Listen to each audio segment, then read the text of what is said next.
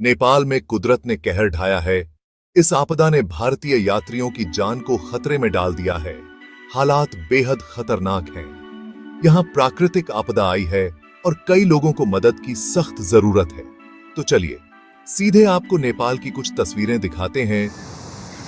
ये आज रविवार का सुबह सुबह का नज़ारा है। मौसम कुछ साफ नज़र में आ रहा है। अब पता नहीं शासन प्रशासन क्या व्यवस्था कर रही है। हम लोग यहाँ पर फ्राइडे माने शुक्रवार शाम से फंसे हुए हैं और 24 माने 40 घंटे से अधिक हो गया। और ये नदी जो है यहाँ पर पीछे तरफ से रोड को पूरी खोदती हुई और एकदम सीधा अपने रास्ते बनाते हुए निकल रही है। और इसी प्रकार से यहाँ पर सामने भी पूरा खोद डाला है और कम से कम नहीं तो 400-500 गाड़ियों से ऊपर यहाँ पर जाम लगी हुई है। और इसके बाद ऊपर से भी भूस्खलन होने का चांस है।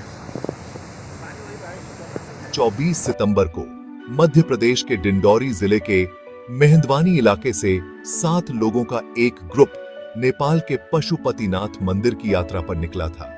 उन्हें क्या पता था कि उनकी तीर्थ यात्रा जल्द ही एक बुरे सपने में बदल जाएगी। हम लोग डिंडौरी जिला से 7 लोग पशुपतिनाथ के दर्शन करने के लिए काठमांडू जा रहे थे, लेकिन अधिक वर्षा होने के कारण भूस्खलन और नदी के बहाव की वजह से हम लोग बुरी तरीके से फंस गए थे। लेकिन नेपाल सरकार की मदद से हम लोग अभी सुरक्षित स्थान काठमांडू में। हम भारत सरकार से भी उम्मीद करते हैं कि हम लोगों को सुरक्षित हमारे घर तक पहुंचाने का कष्ट करें। थोड़ा सा हम लोगों को ये लगा कि हम एक भारतीय होने के नाते भारतीय दूतावास में उन्होंने हमें किसी प्रकार का कोई सहयोग प्रदान किया, इसलिए हम भारत सरकार और मध्य प्रदेश सरकार से निवेदन करते हैं कि हम लोगों को जल्द से जल्द हमारे घर पहुंचाने का कष्ट करें। हम लोग डिंडौरी जिला से काठमांडू नेपाल पशुपतिनाथ मंदिर दर्शन करने आए हुए थे। इसमें डिंडौरी जिला से 7 लोग थे जो 24 तारीख को घर से निकले हुए थे और 26 तारीख को हम लोग जनकपुर होते हुए सिंधौली घाट, जहाँ पे लैंडस्लाइड हुआ, उसी रास्ते से आ रहे थे और रात में करीब 10 बजे से वहाँ फंसे हुए थे और 4-5 दिन तक वहाँ फंसे। बहुत भयानक तरीके से लैंडस्लाइड हुआ, रोड दोनों तरफ से बह गए थे, पुल टूट गए थे और गाड़ियाँ किसी तरह से निकालने का कोई संसाधन नहीं बन रहा था। तो हम लोग सरकार से गुहार लगाते हैं कि नेपाल सरकार ने हमारी गुहार सुनी और हमको वहाँ से कल 30 तारीख को हेलीकॉप्टर के माध्यम से काठमांडू तक लेकर आई है। उनका धन्यवाद करना चाहते हैं और हम चाहते हैं भारत सरकार से कि हमको अब यहाँ काठमांडू से इंडिया पहुँचाने के लिए कोई मदद सहयोग प्रदान करे ताकि हम अपने घर सुरक्षित पहुँच सकें। हमारी गाड़ी जो है तवेरा वो वहीं पे फंसी हुई है, लगभग 500 गाड़ी वहाँ पे फंसे हुए हैं। उसके लिए भी कोई विचार विमर्श किया जाए। बहुत बड़ी समस्या में थे हम लोग, लेकिन धन्यवाद सरकार की जो हमको काठमांडू के सुरक्षित स्थान में पहुंचाया। साथ ही हम रात में भारतीय राजदूत कार्यालय गए थे। वहां के अधिकारियों के द्वारा जो हम लोगों से व्यवहार किया गया वो बहुत निंदनीय है।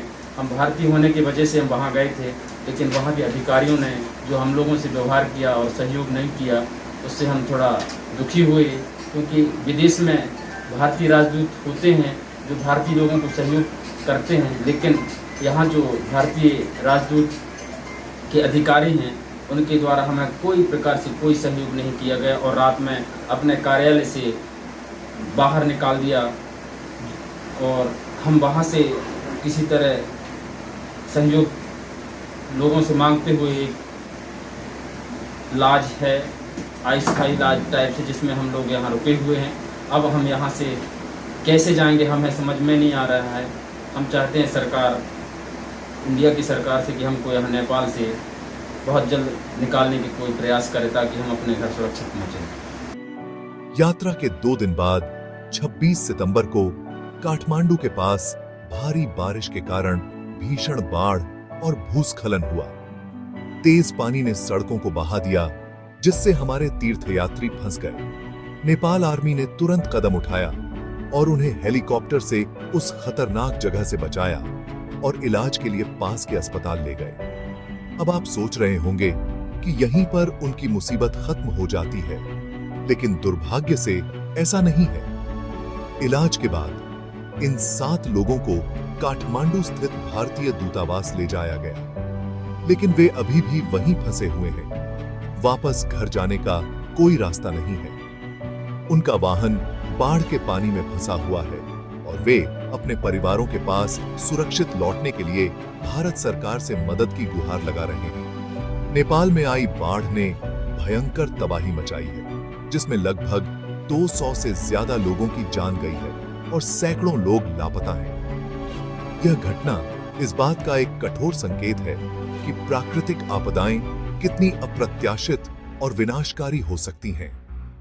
भारतीय दूतावास इस क्षेत्र में फंसे सभी भारतीय नागरिकों की सुरक्षा सुनिश्चित करने के लिए नेपाल के अधिकारियों के साथ मिलकर काम कर रहा है। उन्होंने हेल्पलाइन स्थापित की हैं और बचाव अभियान चला रहे हैं, लेकिन क्षतिग्रस्त सड़कों और पुलों के कारण राहत कार्यों में बाधा आ रही है। फंसे हुए कई लोगों में से मध्य प्रदेश के 23 तीर्थयात्रियों को एक उम्मीद की किरण मिली है। भारतीय दूतावास उन्हें बस से उत्तर प्रदेश के सोनौली बॉर्डर तक ले जाने की व्यवस्था कर रहा है। जबलपुर और डिंडौरी के स्थानीय प्रशासन ने परिवारों के लिए हेल्पलाइन नंबर जारी किए हैं ताकि वे अपने प्रियजनों के संपर्क में रह सकें। बहादुरी और लचीलेपन की कई कहानियां सामने आई हैं। ऐसी ही एक कहानी डिंडौरी के 7 लोगों के ग्रुप की है, जिन्हें हेलीकॉप्टर से बचाया गया और उनकी चोटों का इलाज किया गया, लेकिन अब वे घर वापस जाने का रास्ता खोज रहे हैं। उनकी दुआ प्रकृति के क्रोध और मानवीय सहन शक्ति के बीच नाजुक संतुलन में फंसी कई आत्माओं का एक गंभीर प्रतिबिंब है। इस कठिन समय में स्थानीय प्रशासन और दूतावासों की भूमिका महत्वपूर्ण हो जाती है। वे जीवन रेखा हैं जो फंसे हुए लोगों को सुरक्षा तक पहुंचा सकते हैं और ऐसे कष्टदायक अनुभवों से उबरने के लिए आवश्यक सहायता प्रदान कर सकते हैं।